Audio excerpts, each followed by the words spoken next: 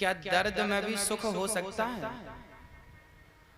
अब कोई कहे आपसे कि हमें दर्द में रहने दो, हम इस दर्द में बड़े सुखी हैं।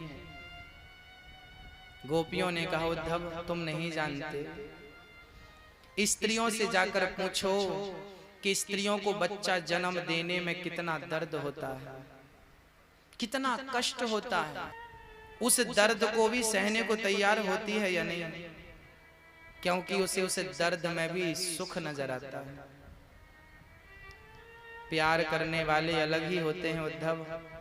प्यार करने वाले तो दर्द झेल कर भी खुश रहते हैं, सुखी रहते हैं। इसका एक उदाहरण है माँ। इतना कष्ट सहकर भी अपनी संतान को जन्म देती है और उसका मुंह देखते ही सारे दुख भूल जाती है, सारी पीड़ा भूल जाती है। उसका पेट कटा हुआ होता है, 10-20 टांके लगे हुए होते हैं, पर बच्चे को देखते ही सारा दर्द सारा कष्ट भूल जाती है। उद्धव, कह देने से काम नहीं बनेगा। तुम नहीं जानते कि प्रेम क्या होता है।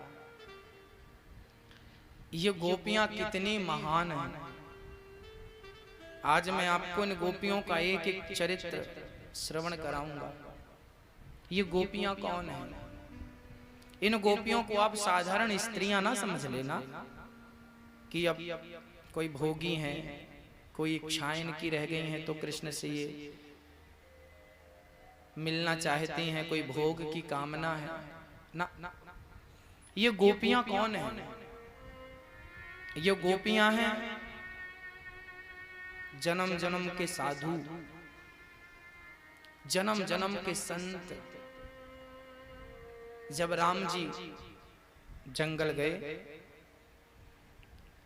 सारे संतों ने अपनी कुटिया में आम के पत्ते लटका दिए, दिया जला दिया, दरवाजे में खड़े हो गए कि मेरे राम आएंगे, मेरी कुटिया में चरण रखेंगे।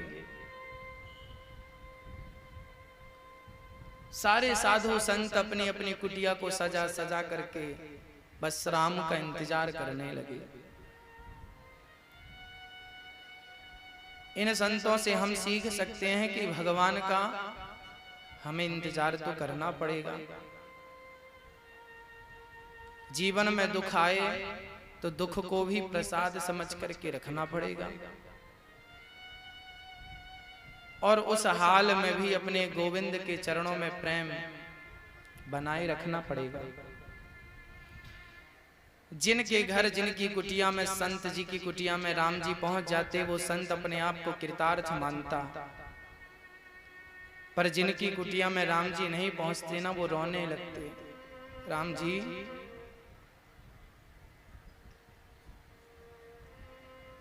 मेरी पूजा में, मेरी भक्ति में, मेरे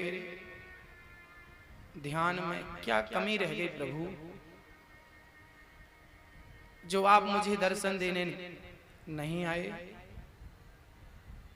सारे संत रोते और रो रो करके राम जी से कहते, मैंने कौन सा अपराध किया है, कौन सा गुनाह कर लिया जो आप उनकी कुटिया में गए पर मेरी कुटिया पे नहीं आए।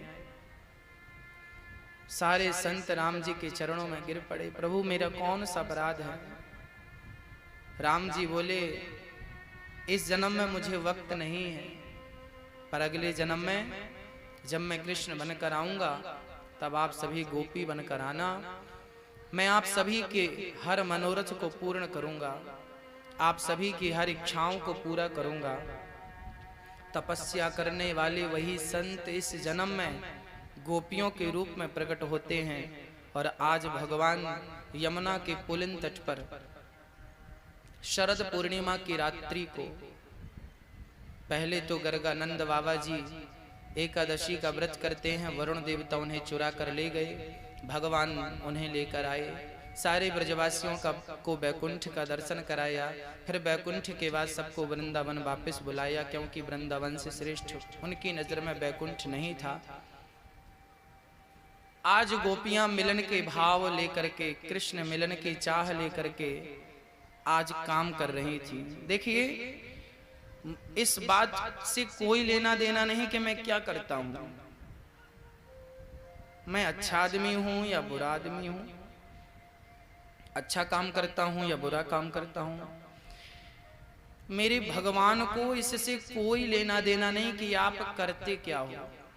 भगवान को केवल मतलब इस बात से होता है कि आप उस काम को करते समय अपने मन को आपने कहां लगा रखा है। जहां तक मुझे ज्ञात है, सदन कसाई, सदन नाम के कसाई था।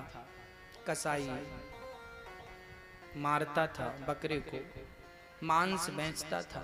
संत कहते हैं कि वो मारता नहीं था, खरीद कर लाता था और बेच देता था। उस कसाई के पास शालिग्राम भगवान का एक छोटा सा विग्रह था। वो तराजू पे रखता था, एक पलड़े पर शालिग्राम को रखता था और दूसरे पलड़े पर मांस रखकर तौलता था, बेचता था। एक दिन वहां से एक संत जी निकले। संत जी ने देखा कि सदन तो भगवान के साथ मांस तौल रहा है। संत जी ने कहा, बेटा तू बड़ा पाप कर रहा है, बड़ा अपराध कर रहा है, ये भगवान है। सदन भोला था, अज्ञानी था, चरणों में गिर पड़ा। महात्मा जी मुझे तो लगा ये पत्थर है। चरणों में गिर पड़ा, पत्थर दे दिया, प्रभु आपके भगवान आप संभालो। संत जी शालिग्राम भगवान को लेकर गए।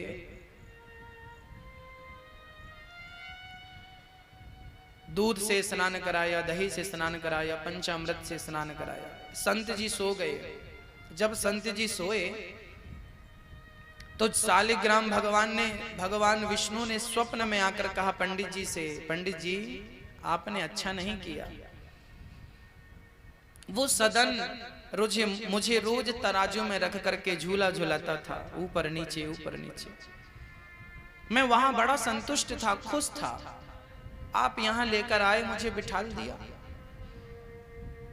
पंडित जी उसी समय उठते हैं और शालिग्राम भगवान को लेकर सदन कसाई को वापस देते हैं। तेरे भगवान तेरे पास खुश हैं। ये कथा हमें किस ओर इशारा करती है?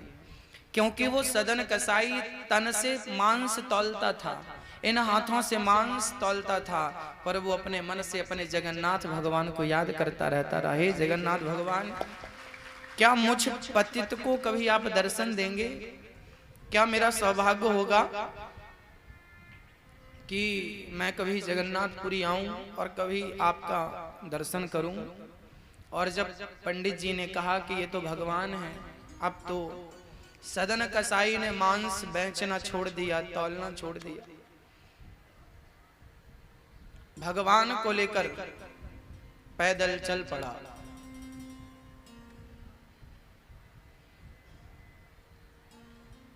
चलते चलते चलते चलते एक गांव, रात्रि हो गई। उस गांव में सदन ने विश्राम किया। सदन आराम से लेट गए और जगन्नाथ भगवान का स्मरण करने लगे। उसी समय एक सुंदर सी स्त्री आती है और सदन को देखकर कहती है, तुम बड़े सुंदर हो, मैं तुमसे विवाह करना चाहती हूं। सदन ने कहा, देवी मैं तो आपको माँ के समान देखता हूँ, माँ के तुल्य देखता हूँ। मेरी भावना ऐसी नहीं है जैसा आप समझ रही हो। उस स्त्री ने लाख प्रयास किया कि ये पुरुष मेरे वश में हो जाए, पर सदन तो भक्त थे ना। एक रंग चढ़ जाए ना, दूसरा रंग कभी नहीं चढ़ता। इसलिए मेरा कृष्ण काला है, जगन्नाथ भगवान काले हैं, द्वारिकाधीश काले हैं, बांके बिहारी जी काले हैं, श्रीनाथ जी काले हैं, एकनाथ जी काले हैं। काले क्यों हैं? क्योंकि दुनिया के दूसरे रंग में कोई और रंग हो ना, सफेद रंग हो, लाल रंग हो, हरा रंग हो, इनमें दूसरा रंग चढ़ सकता है, पर काला रंग ऐसा है जिसके ऊपर कोई दूसरा कभी रंग नहीं चढ़ता। ये प्रेम का रंग है, गाढ़ा है। एक बार यदि चढ़ गया तो फिर दूसरा चढ़ता ही नहीं। सदन बोला, मां आप गलत कर रही हो। उस स्त्री ने अपने पति का सिर काट दिया। बोले तुम्हें मेरे पति से भय लग रहा है ना, देखो मैं अपने पति का सिर काट दी हूं, चलो तुम मेरे साथ मेरे पति बन जाओ। सदन ने कहा ना ना, मैं ईश्वर का भक्त हूं। शोर मचा दिया उस स्त्री ने, वैश्या ने, कि ये मेरे पति को इसने मार डाला। राजा तक खबर गई। राजा ने आदेश दे दिया कि इसने आपके पति को मारा है, सदन के दोनों हाथ काट दिए जाएं। सदन के हाथ काट दिए गए। अब सदन तो हाथ कटे हैं और जगन्नाथ भगवान की ओर चल पड़ा। जगन्नाथ भगवान ने अपने पुजारियों को आदेश दिया, जाओ मेरा भक्त आ रहा है, उसके हाथ नहीं है, उसे पालकी पर बिठाकर लेकर आओ, पालकी पर लाओ। भक्तों ने जाकर पालकी पर भगत को बिठाया और जैसे ही जगन्नाथ भगवान को प्रणाम करने के लिए हाथ बढ़ाए, सदन ने हाथ वापस आ गए। सदन ने जगन्नाथ भगवान से कहा, प्रभु ये हाथ वापस करने ही थे तो हाथ कटवाए ही क्यों? भगवान ने कहा, क्या बताऊं सदन, मैं भगवान हूं, मैं कुछ भी कर सकता हूं, पर तुम्हारे पापों को मैं कम तो कर सकता हूं, समाप्त नहीं कर सकता। ये तुम्हारे पिछले जन्म के पापों का फल था जो तुम्हारे हाथ कट गए। क्या पाप किया था मैंने प्रभु? सदन ने पूछा। तब जगन्नाथ भगवान ने कहा कि पिछले जन्म में आप एक साधु थे, संत थे, जंगल में बैठे तप कर रहे थे। एक कसाई गाय को लेकर जा रहा था, वो गाय कसाई के हाथ से छूट गई और आपके सामने से गुजरकर चली गई। कसाई ने आपसे पूछा कि महात्मा जी क्या गाय को आपने देखा है? तो आपने गाय के पता बता दिया कि हाँ हाँ गाय इस तरफ गई है। आपने गाय का पता बताया, कसाई ने गाय को पकड़ा और गाय का सिर काट दिया। आपने यदि कह दिया होता कि मैं तो ध्यान में मग्न हूं, मुझसे क्या पूछता है, तो आप असत्य भी नहीं बोलते। आपने बोल दिया तो गाय मर गई। वही गाय इस जन्म में वो स्त्री बनकर आई और वही कसाई उसका पति बनकर आया। रास्ते में तुम्हें एक स्त्री मिली थी ना, जिसने अपने सोते हुए पति का सिर काट दिया। ये गाय ही पिछले जन्म में गाय थी, इस जन्म में स्त्री बनी है। और वो कसाई था जिसने इसका सिर काटा था, अब इस जन्म में इसने अपने पति का सिर काट दिया, अर्थात ये कसाई था, उसका सिर काट के बदला ले लिया। और तुमने हाथ बढ़ाए थे किस तरफ गई है, तो तुम्हारे भी हाथ काट लिए गए, पर तुम भगवान से मुझसे जुड़े थे, तो मैंने तुम्हारे इतने बड़े पाप को थोड़े से मैं तब्दील कर दिया। हाथ कटे तो, लेकिन मैंने वापस कर दिया, क्योंकि तुम मेरे भक्त हो। इस बात से कोई लेना देना नहीं कि आप कौन सा काम करते हैं, कितना अच्छा करते हैं, कितना बुरा करते हैं। काम करते समय आपका मन कहाँ है, ये बहुत महत्वपूर्ण है। आपका तन कहाँ है ना मुझे पता है, ना मुझे जानने की आवश्यकता है। काम करते समय बस अपने मन को एकाग्र करिएगा और काम करते समय अपने मन से बस श्री कृष्ण का चिंतन करते रहिए, चिंतन करते रहिए। यमुना के पावन तट पर खड़े होकर के श्याम सुंदर ने आज बंसी बजाई, क्योंकि शरद पूर्णिमा की रात आ गई। याद रखना भक्तों, श्री कृष्ण बंसी बजाते हैं ना, तो केवल वो बंसी कभी गायों के लिए होती है, तो कभी अपने आनंद के लिए भगवान बजाते हैं। यदि जीवात्माओं के लिए, हम और आपके लिए भगवान ने कभी बंसी बजाई है, तो केवल शरद पूर्णिमा की रात को कृष्ण ने बंसी बजाई है।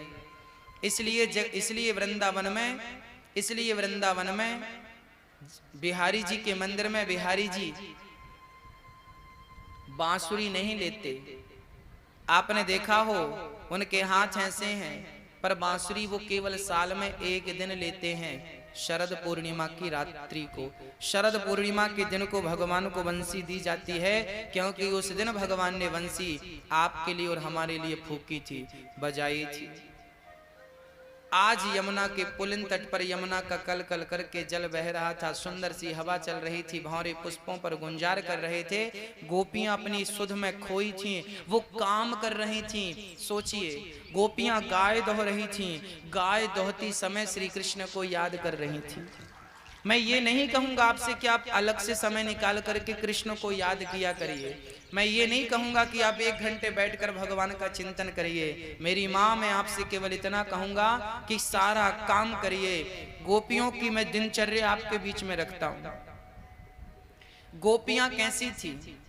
क्या गोपियां अलग से माला जपती थी? क्या गोपियां अलग से ध्यान लगाती थी? क्या गोपियां अलग से पूजा करने का समय निकालती थी? ना, गोपियां अलग से ना पूजा करती थी, ना अलग से जप करती थी। वो क्या करती थी?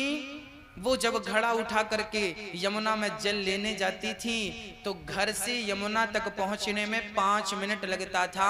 वो 5 मिनट श्री कृष्ण का चिंतन करते करते यमुना जाती थी। और यमुना में कृष्ण का चिंतन करते करते मेरे कृष्ण मिलेंगे तो मैं ये कहूंगी, मिलेंगे तो मैं उनकी आंखें देखूंगी, मिलेंगे तो उनके बाल देखूंगी, मिलेंगे तो उनके गाल देखूंगी, मिलेंगे तो उनकी बलैयां लाऊंगी, मिलेंगे तो उनकी उनको हृदय से लगाऊंगी, मिलेंगे तो उनके चरणों में मस्तक लगाऊंगी।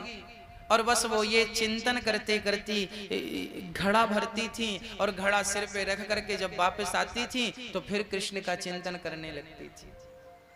कृष्ण का चिंतन करते करते कभी कभी तो वो सिर पे घड़ा रख करके बहुत लंबे निकल जाती थी। बाद में याद आता, अरे राम राम राम, मैं कहाँ गई? फिर वापस जाती और जब तक घर में जाती तो सास डांटती, क्यों? 5 मिनट का रास्ता है, 15 मिनट कहाँ थी? अब सास की डांट सुनती थी, सास गाली देती थी, सुन लेती थी। कैसे बताएं कि हम तो कृष्ण का चिंतन करते करते कहीं और ही निकल गए थे। ऐसी गोपियां थी। कोई काम करती थी तो उसी काम को करते समय वो कृष्ण को याद कर लिया करती थी, स्मरण कर लिया करती थी। भक्तों, गोपियां एक सखी गाय दोह रही थी, बांसुरी सुनाई पड़ गई, गाय को छोड़ दिया। भगवान पिता रात्रि शरदोत फुल्ल मल्लिका वीक्षरन्तु मनश्चक्रे योग माया मुपाश्रिता। आज वो रात्रि आ गई जिस रात्रि का गोपियों को वर्षों से इंतजार था। आहा, कान में बंसी सुनाई पड़ी, गोपियां निकल पड़ी श्री कृष्ण से मिलने। एक सखी तो गाय दोह रही थी, ना गाय के बछड़े को बांधा, ना खोला, ना दूध उठाकर सही जगह पर रखा, बस बंसी सुनाई पड़ गई, मेरे कृष्ण मुझे पुकार रहे हैं। सखियां दौड़ पड़ी, गोपियां दौड़ पड़ी। कृष्ण से मिलने की ऐसी उत्कंठा गोपियों की, जो काम जहां था, एक सखी आंखों में काजल लगा रही थी, एक आंखों में काजल लगा, दूसरी में लगाया ही नहीं। बांसुरी सुनाई पड़ी, चल पड़ी श्री कृष्ण से मिलने, मेरे कृष्ण मुझे पुकार रहे। एक सखी अपने वस्त्र पहन रही थी कि पूरे वस्त्र भी नहीं पहन पाई और बंसी सुनाई पड़ गई। छोड़ दिया वस्त्र पहनना, जैसे पहन ली थी बस वैसे ही पहनकर दौड़ पड़ी कृष्ण से मिलने के लिए। भक्तों, कृष्ण से मिलने की उत्कंठा कितनी है, ये बात बहुत महत्व रखती है। आप पूजा कितनी देर करते हो, कितने माला जपते हो, कितने बार मंदिर जाते हो, कोई लेना देना नहीं है। आपके अंदर उस कृष्ण के प्रति आपकी उत्कंठा कितनी है, ये बात बहुत महत्व रखती है।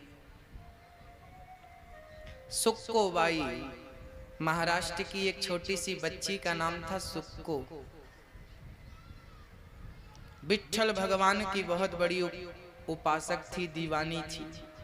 वो विट्ठल भगवान के गांव, जैसे वृंदावन में बिहारी जी हैं, ऐसे महाराष्ट्र में श्री विट्ठल भगवान हैं। विट्ठल भगवान के गांव में एक बच्ची रहती थी, नाम था सुक्को। उसका विवाह कर दिया किसी गांव में। विठोबा से 20 किलोमीटर 25 किलोमीटर की दूरी पे वो गांव स्थित था। उस गांव पे विवाह कर दिया। अब वो छोटी सी बच्ची सुक्को, वो दिन भर विट्ठल विट्ठल कहती थी। बड़ा प्यार था विट्ठल भगवान से, बहुत स्नेह करती थी वो। वो घर के बर्तन धुलती तो विट्ठल को याद करती, घर पे झाड़ू लगाती तो विट्ठल को याद करती। घर ससुराल वाले बड़े दुष्ट प्रकृति के थे। सास 2-4 थप्पड़ रोज जमाती थी, पति भी जमाता था, ननंद भी जमाती थी, देवर भी जमाता था। सबके कपड़े धुलती थी, बर्तन धुलती थी, भोजन बनाती थी, पर इस हाल में भी वो अपने वो विट्ठल भगवान को नहीं भूलती थी। हाँ, वो याद करती थी। एक दिन घर के बाहर वो बर्तन धुल रही थी, उसी क्षण संतों की टोली निकली। सारे संत विट्ठल विट्ठल विट्ठला पांडुरंग विट्ठला कीर्तन करते करते जा रहे थे। और जैसे ही इस सुक्को की कान में विट्ठल का नाम सुनाई पड़ा, अब तो भूल गई कि मैं कुछ कर रही थी। चल पड़ी संतों के पीछे, विट्ठल विट्ठल का कीर्तन करते गांव के बीच से निकल पड़ी। गांव वालों ने देखा ये तो फलाने की बहू है, शिकायत कर दी, साहब आपकी बहू संतों के पीछे पीछे जा रही है, बड़ी बिगड़ गई है, चरित्र से गिर गई है। गांव वालों ने शिकायत कर दी। अब तो ससुर घोड़े पर चढ़कर उसके बाल पकड़कर घसीट कर गांव के बीच से घर में लाकर कमरे में बंद कर दिया और उस रस्सी से पूरा शरीर बांध दिया। ना तो पानी देते ना तो भोजन देते। पर सुक्को को इस बात का कष्ट नहीं था कि मेरी सास ने मुझे मारा, मेरे ससुर ने मुझे मारा, मेरे पति ने मुझे मारा। केवल कष्ट इस बात का था कि आज मैं भगवान का दर्शन नहीं कर पाई, आज मैं विट्ठल भगवान से मिल नहीं पाई। दर्द केवल इस बात का था। मेरी मां प्रबल प्रेम, जब तक भगवान के चरणों में प्रेम नहीं होगा तब तक हम योग्य नहीं बनेंगे। अब तो सुक्को बाई रोने लगी, विट्ठल विट्ठल विट्ठल विट्ठल विट्ठल विट्ठल विट्ठल विट्ठल। वो बस विट्ठल विट्ठल विट्ठल विट्ठल कहती। उसी क्षण देखिए भक्त को कष्ट में देखकर भगवान का दिल रोता है। विट्ठल भगवान आ गए सुक्को के कमरे में और स्वयं भगवान विट्ठल उसके जैसे कपड़े पहन लिए, उसके जैसा रूप बना लिया। और विट्ठल भगवान ने अपने हाथों से उसकी रस्सी खोली, उसे बंधन से मुक्त किया और उसकी जगह पर खुद भगवान सुक्को बन करके बंध गए और उसे आजाद कर दिया। अब तो चल पड़ी सुक्को बाई विट्ठल। उसे पता ही नहीं था मुझे किसने खोला, क्योंकि लगन उससे लगी थी ना। अंदर का जो दिल के तार हैं, प्रेम के तार, वो कृष्ण से जुड़ चुके थे। विट्ठल विट्ठल कहती विट्ठल भगवान के मंदिर गई और विट्ठल भगवान का दर्शन करते करते बड़ी प्रसन्न हुई और विट्ठल भगवान का दर्शन करते प्रार्थना करने लगी, हे प्रभु तेरे दर पे आ गई हूँ, अब तुझे छोड़कर कहीं जाना ना पड़े, तुझे छोड़कर कहीं जाना ना पड़े। ये कहा सुक्को ने। तभी तभी तभी उसके अंदर की एक दिव्य ज्योति निकली और विट्ठल भगवान के चरणों में समा गई। और यहां सास ने आकर के 2 लाठियां जमाई, 2 थप्पड़ जमाया, ससुर ने जमाया, ननंद ने जमाया। उस समय आज जो थप्पड़ पड़ रहे हैं वो सुक्को को नहीं, आज तो उसके रूप में भगवान ने बंधन स्वीकार किया है। तब से उसका नाम पड़ गया मुक्ताबाई। आज भगवान ने मुक्त कर दिया भक्त को और भक्त के बंधन को स्वयं स्वीकार कर लिया। आप जानते नहीं हो कि मेरे कृष्ण का स्वभाव कैसा है। मैं नहीं जानता कि आप मेरे कृष्ण को किस तरीके से जानते हो, किस हद तक प्यार करते हो। मैं नहीं जानता आपके दिल में क्या है। बस मैं तो ये जानता हूं कि वो भगवान जो है ना, वो कृष्ण जिसका नाम कृष्ण है ना, वो कहाँ है, कैसा है, मैं नहीं जानता। लेकिन जब मैं उसका नाम पुकारता हूँ ना तो वो मेरे दिल में आकर बैठ जाता है। वो मुझे मार्ग बताता है, वो मेरी गाड़ी चलाता है, वो मेरे हर कष्ट में, हर दुख में मेरा सहायक बनकर खड़ा होता है। वही मेरे सर्वस्व है। मुक्ताबाई के लिए भगवान ने बंधन स्वीकार कर लिया। सास ससुर के थप्पड़ भगवान ने खाए। देखो जरा, ऐसा भगवान कहाँ मिलेगा आपको। एक बार दिल लगाकर तो देखो, एक बार मोहब्बत करके तो देखो, एक बार कहो तो कि कन्हैया तू मेरा है, कहकर तो देखो, एक बार अधिकार तो जमाओ। भक्तों, सारी गोपियां जब बंसी की तान सुनती हैं दौड़ करके कृष्ण के पास आ जाती हैं। एक सखी तो दुहन्त्यो भिययुः काश्चित् दोहं हित्वा समुत्सुका पयोधिसृत्य संयावा मनोद्वास्या पराययुः। सारी गोपियां एक सखी बच्चे को दूध पिला रही थी, तभी बंसी सुनाई पड़ी कृष्ण की, मानो कृष्ण सबको पुकार रहे हैं नाम ले ले करके। ललिता, राधा, विशाखा, चित्रा, इंदुलेखा, चंपकलता, रंग देवी, तुंग विद्या, सुदेवी आओ। एक सखी तो बच्चे को स्तनपान करा रही थी, तभी बंसी सुनाई पड़ी। सखी ने अपने बच्चे को वहीं छोड़ा और कृष्ण से मिलने के लिए चल पड़ी। आहा, ये उत्कंठा है। भगवान ये भी देखते हैं कि आप जीवन में अधिक महत्व किसे देते हैं, परिवार को, पत्नी को, पति को, बच्चों को, धन को, या कृष्ण को। इसका एक एग्जाम्पल है।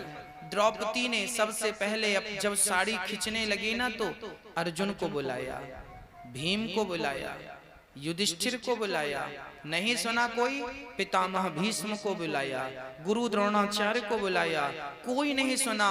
जब सबने हाथ खड़े कर लिए तब द्रौपदी ने हाथ उठाकर कहा, कन्हैया अब तेरे सिवा मेरा कोई नहीं है। याद रखना भक्तों, भगवान तब तक नहीं आएगा जब तक आपके अंदर संसार का बल होगा और आपके अंदर ये भाव होगा कि मैं तो इनका हूं, इनका हूं, ये मुझे बचाएंगे। आप दुनिया के बनेंगे तो गोविंद दूर खड़ा रहेगा, और जिस दिन उसके बन जाएंगे, कन्हैया मैं तेरा हूं। द्रौपदी की रक्षा उसी क्षण भगवान ने कर दी जिस समय द्रौपदी ने कहा, कन्हैया अब मेरा तेरे सिवा कोई नहीं है। बस निर्बल केवल राम सुनेरी मैंने, निर्बल केवल राम। मैंने सुना है कि भगवान निर्बल का है, जिसके बल आप हों, जिसके बल पड़ोसी हों, जिसका बल पैसा हो। भगवान कहते हैं तुम्हारे पास बल है, तुम अपने बल से काम चलाओ। मैं उनकी सुनता हूं जिनका कोई बल नहीं, जिनका केवल राम ही बल है, कृष्ण ही बल है। निर्बल केवल राम सुनेरी मैंने, केवल कृष्ण। एक भरोसे एक बल, एक आस विश्वास, एक राम घनश्याम हित, चातक तुलसीदास। एक भरोसे, एक भरोसे। भरोसा किसका हो? एक कृष्ण का। दुनिया वालों पर भरोसा कर लोगे ना तो वो आया हुआ भी लौट जाएगा, पहले बुला लो।